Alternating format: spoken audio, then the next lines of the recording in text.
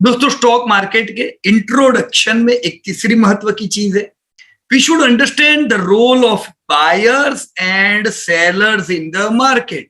भाई ये बायर और सेलर मिलके क्या करते हैं, इनका क्या रोल है। तो सबसे पहले दोस्तों हम लोग बायर्स का रोल समझेंगे, understanding the role of buyers and sellers in the market. Buyers and sellers play crucial role in the stock market. चलो हम उनके रोल समझते हैं। सबसे पहले हम बायर्स के बारे में जानें। सो दोस्तों हम बायर का रोल जानते हैं। Who are buyer? Buyer are also known as investor. मैं शेयर लेने को आया हूं, मैं निवेशक हूं, right. Buyers also known as investors और ट्रेडर्स, ट्रेडिंग करने की भी तो आते हैं कुछ लोग, आर इंडिविजुअल और इंस्टीट्यूशन, है ना, दोनों में से कुछ भी हो सकते हैं। हु परचेज स्टॉक और other securities in the stock market, right. वो स्टॉक लेने को आए होंगे, वो बॉन्ड लेने को आए होंगे, वो डेरिवेटिव में कुछ फ्यूचर या ऑप्शन लेने को आए होंगे। जो लेने को आए ये है बायर। इन्वेस्टर हो या ट्रेडर हो, they are buyer. They play an important role in the following ways. वो कैसे इंपॉर्टेंट रोल प्ले करते हैं? Number one, in investing, buyers invest their capital in stock with the expectation of earning return, right। दोस्तों buyer जो होते हैं वो अपना कैपिटल लगाते हैं स्टॉक्स यानी अलग अलग कंपनियों में, और उम्मीद करते हैं कि जैसे जैसे कंपनियां बड़ी बनती जाए मुझे अच्छे रिटर्न इनके ऊपर दोस्तों मिले। ये पाने के लिए दे एनालाइज कंपनीज। क्या एनालाइज करते? They analyse companies, market trend, वो मार्केट का ट्रेंड एनालाइज करते हैं, and financial data to make informed investing decision, right. Second, ownership के लिए दोस्तों, buyers become share holder when they purchase stock which grant them partial ownership in the company, right. They have right, दोस्तों उनको right भी प्रदान किए जाते हैं वोटिंग राइट के फॉर्म में, जब शेयर होल्डर मीटिंग्स हो, कुछ इंपॉर्टेंट डिसीजन लेने वाले हो, या डिविडेंड के लिए भी, राइट। थर्ड दोस्तों, बायर किसमें मदद करते हैं? कैपिटल फॉर्मेशन में।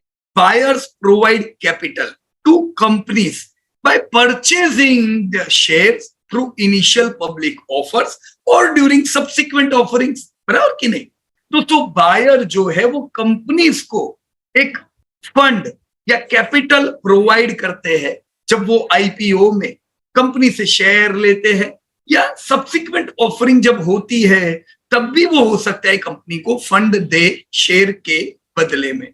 तो बायर कैपिटल फॉर्मेशन में मदद करते हैं, ये भी हम कह सकते हैं। This capital help companies finance their operation, expansion plans, research and development और इसी प्रकार की अलग अलग एक्टिविटी, राइट। चौथा, डिमांड। दोस्तों डिमांड क्रिएट करने में भी बायर का एक बड़ा रोल होता है। Buyer actions in the stock market create demand for stocks, driving prices up and contributing to market movement. दोस्तों बायर जब बाय करते हैं, एक बड़ी अमाउंट में बाय करते हैं, तो एक डिमांड देखी जाती है जो प्राइसेस को ऊपर ले जाते हैं, राइट। दोस्तों इसी प्रकार की increased buying activity can lead to positive market sentiment and attract further investment, right. तो डिमांड कौन खरीद कर, तो डिमांड कौन खड़ी करता है? बायर्स खड़ी करते हैं, राइट। अब सेलर्स क्या है ये भी दोस्तों हम जान लेते हैं फटाफट। सेलर्स भी इन्वेस्टर्स भी हो सकते हैं, ट्रेडर भी हो सकते हैं। सेलर्स इंडिविजुअल भी हो सकते हैं या इंस्टीट्यूशन भी हो सकते हैं, जो हो वो। सेलर्स आर इंडिविजुअल और institutions who sell stocks or securities in the stock market. They also play a significant role. So how? एक तो दोस्तों सेलर क्या करते हैं, क्यों करते हैं? प्रॉफिट बुकिंग करने के लिए, right. Sellers sell their shares to book profit when they believe the stock price had reached a desirable level. दोस्तों आपने स्टॉक खरीद के रखे हुए, आप बायर थे, अब स्टॉक्स में अच्छे खासे प्रॉफिट में है, आपको लगता है कि जो आपने डिजायर किया था उतना भाव आ चुका है, तो आप हो सकता है प्रॉफिट बुकिंग भी करो, राइट।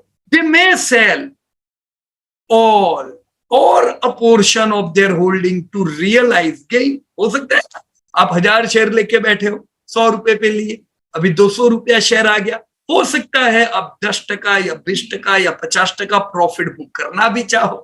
तो सेलर बुरे नहीं होते, ऐसा नहीं है सेलिंग मतलब बुरा, नो, आप प्रॉफिट बुकिंग के लिए भी सेल करते हो। Second, liquidity need arise. दोस्तों सेलिंग तब भी होता है जब लिक्विडिटी की एक नीड अराइज होती है, राइट और wrong. So seller may sell stocks to meet liquidity requirement or address financial obligation. दोस्तों मुझे जब पैसे मेरे पास अच्छे खासे थे, मैंने इन्वेस्ट किया, वो मेरी मूड़ी बढ़ चुकी है, मेरे एसेट्स में इंक्रीमेंट आया है, अब आज मुझे पैसे की जरूरत है, लिक्विडिटी नीड है, तो हो सकता है मैं सेल भी करूं ना। इसी चीज के लिए तो, यही बरसात के लिए तो आपने छाता खरीदा था, अब ये छाता बरसात में काम नहीं लगे तो क्या काम का छाता, राइट।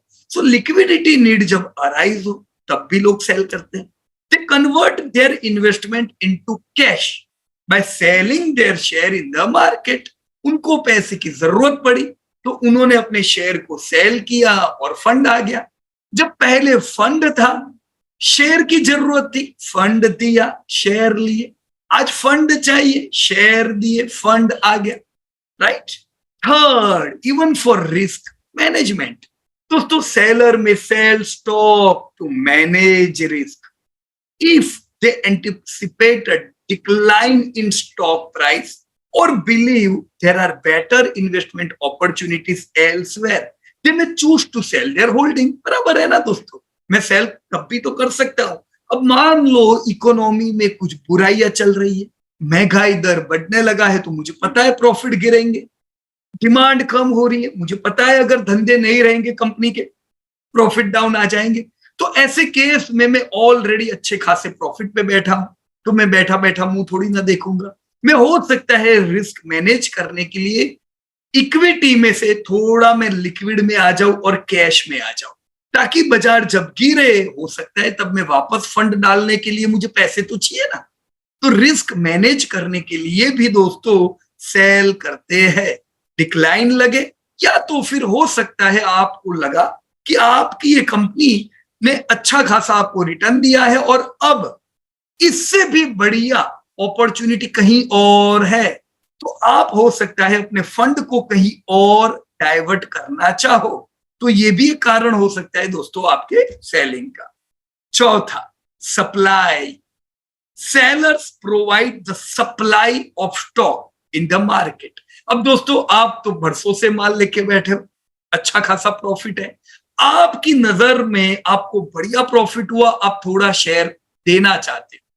अब अगर आप दोगे नहीं तो जो नए लोग हैं उनको मिलेंगे कहां से शेयर? शेयर तो लिमिटेड है, शेयर तो बाजार में है, अब जब तक लोग बेचेंगे नहीं लोगों को मिलेंगे नहीं, राइट। तो सेलर सप्लाई क्रिएट करते हैं, प्रोवाइड करते हैं वो लोगों को जिनके पास शेयर नहीं है और वो आज से आने वाले समय के लिए अपनी एसेट क्रिएट करना चाहते हैं, शेयर खरीदना चाहते हैं, तो वो लेंगे किससे? वो आपसे लेंगे।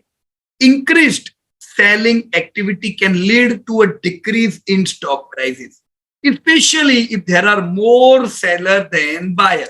अब देखो दोस्तों, बायर बहुत है तो आप सेल करोगे, लेते जाए, पर मान लो कुछ बहुत बुराई आई है, कुछ बहुत बुरे न्यूज है, और इस केस में सेलर की संख्या बहुत ज्यादा है, बायर लिमिटेड है, तो क्या होगा? शेयर नीचे आएगा इस केस में, राइट।